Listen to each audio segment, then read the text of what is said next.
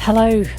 Somewhere far above me, yet out of sight, there is a plane that is heading somewhere perhaps far warmer than the place where I sit.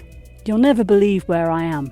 I'm actually sat right on the side of Woodhead Pass, and very occasionally does a car pass me, but next to nothing.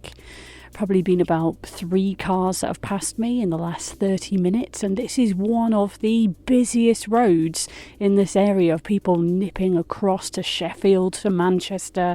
There's normally lorries pelting down here, but as it's been a snow few days, it's been a lot quieter.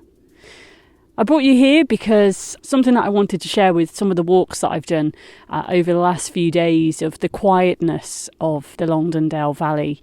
And not everyone is up for walking in these conditions where, right now I'm probably sat in about maybe 7-8 inches of snow on the side of a wall next to the road.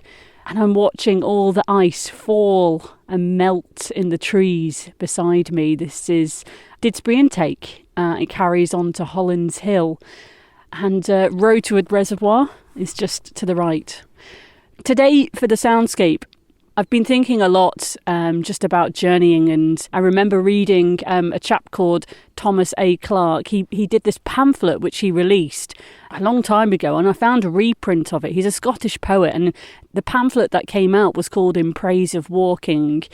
As I've been walking today, his words have kind of come to my mind, and I think many of us are so busy that we don't often kind of feel comfortable sitting in the peace and the silence like this. Just like the cars pass on Woodhead Pass all the time. We're busy, we're living lives, doing stuff, going here, going there.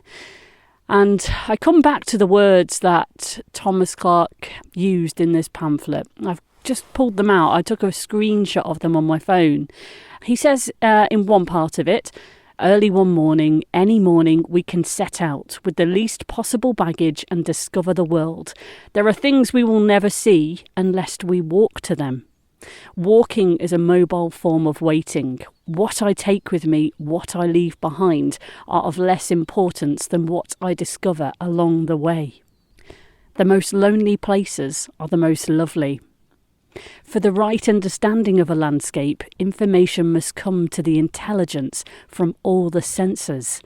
And there are walks on which I lose myself, and walks which return me to myself again.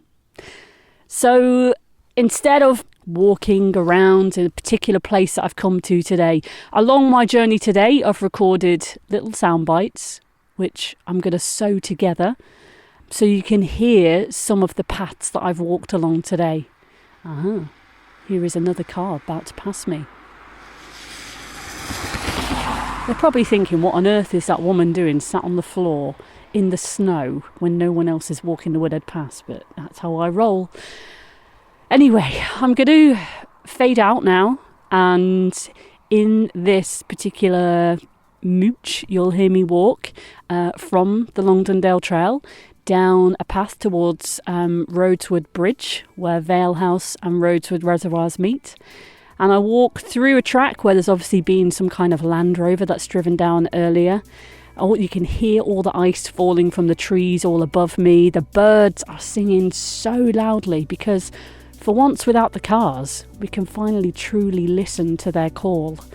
So yeah, enjoy and just sit back and think of what walks bring you and where will you walk to next.